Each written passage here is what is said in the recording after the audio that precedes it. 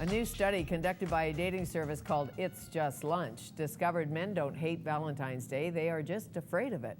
Jackie Brownridge is a matchmaker who is managing director of It's Just Lunch Canada. It is my pleasure to welcome her to Studio 4 to tell us more. So it's just lunch, not dinner, which means it's shorter and it's in the middle of the day. How did you get involved? Well, it's an interesting story. First of all, I've always loved connecting people. I was always the girl in high school who was more interested in what was happening on Saturday night and getting people together than my homework, which isn't always a great thing. But I heard about It's Just Lunch, and I was at New Year's Eve party, and a couple that was there met through It's Just Lunch, and I thought, well, this is a great concept. And as it had it, I was flying shortly thereafter. I saw it on an airline magazine. Then I was at a business meeting. I was in the commercial real estate business. And one of the realtors, a commercial realtor, came up and he said, don't everybody laugh, but I have a new listing. It's a company by the name of It's Just Lunch. It's a dating service. And being in a room full of guys, they all laughed about it and the wheels were turning. I thought, what a great concept. I love it. And so I did a little bit more due diligence, and the next thing you know, I found myself writing an offer, called my husband and said, well, this is what I'm doing. Do you want to get involved? And here we are a number of years later, and I have Vancouver, Victoria, and most recently Toronto. So how does it work? Single, obviously, can't be married. Absolutely. First rule. Yes. Okay, you're single, you're young, you're old, you're black, you're white, doesn't matter. It's Just Lunch. Our tagline is a dating service for busy professionals. And age ranges anywhere from mid-20s through to mid-70s. So different stages of life for different people. And what we are is a personalized dating service. So there's nothing online for the world to see. And it starts with a personal interview in one of our offices. And the client meets with one of the matchmakers.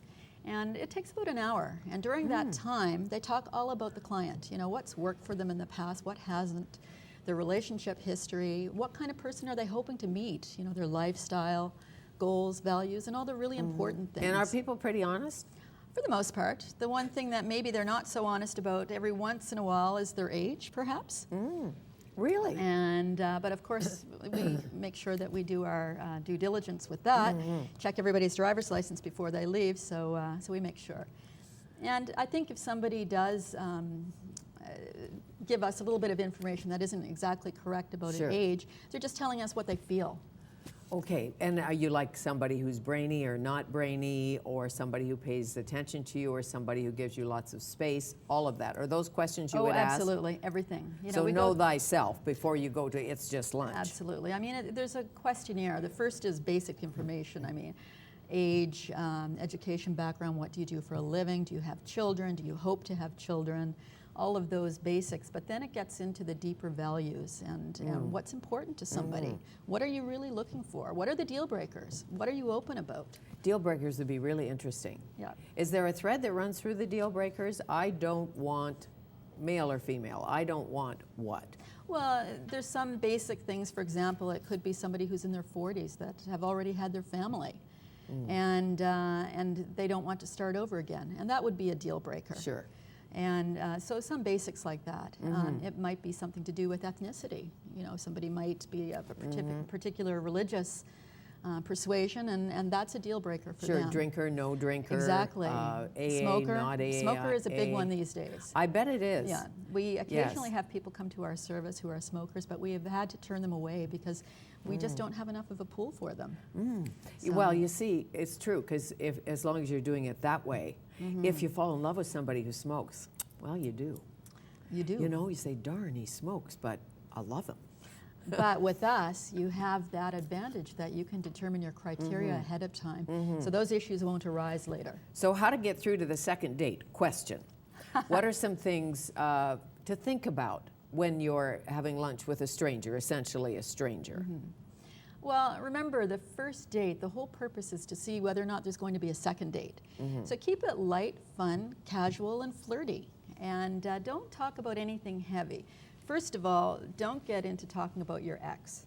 And if a question's asked, keep it light and move on. You know, and there's always the tendency to refer to what you know. And of course, past relationships is that. Sure. Don't talk about things like body image. If you're out for lunch and there's something on the menu that you'd love to have, but it doesn't work with your diet, leave that off the table. Don't mention it. Don't order spaghetti. Don't order spaghetti. That's a really good one. I know. It's hard to be Absolutely. elegant when you're trying to You're twirl. right. You're right. Right? You're right. Don't talk about politics, children, marriage. That's a big one on the first date. And make sure you ask lots of questions about the other person. Open-ended questions, so you give them a chance to reply and be their charming selves. Sure. And sometimes I think attraction is this energy. You know, people are different, I know. But you sit down with someone, you think instant. Instant, it's just there, or it's just not there. Exactly. Do they call you when that happens and say, hello, Jackie, about date number 2? Exactly. Well, part of our process is feedback. So we ask every client to call us after the date. And we want to know how it went. We want to know, first of all, were you attracted to the person? How was the conversation?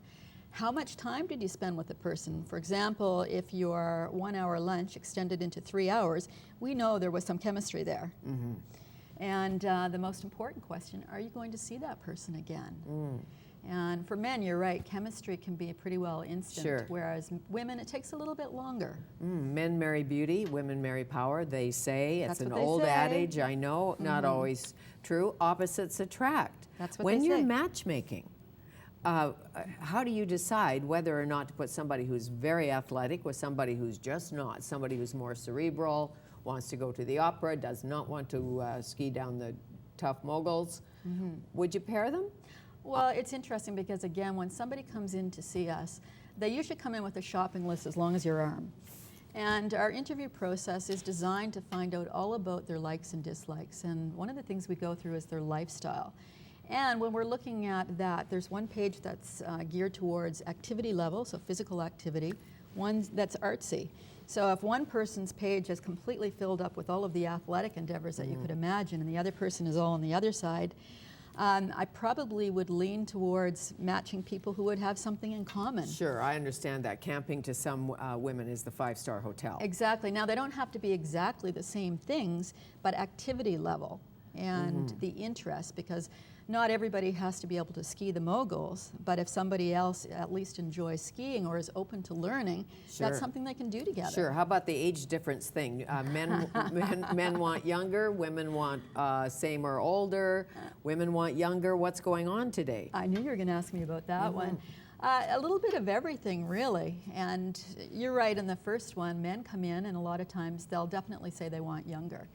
But then it's part of our job to determine why. Okay, if you're 55 years old and you want to date somebody who's 35, why is that? And a lot of times people perceive themselves as they were 20 years ago. And so when a man looks at a woman that might be the same age as him, he finds that in some cases she may appear not to have the same energy level as him. So what I always tell people is you're dating a person, not a number. Sure. When you're coming to me, I'm the matchmaker. Leave it open to me. And same thing with the woman, because these days more women are coming in seeking younger men.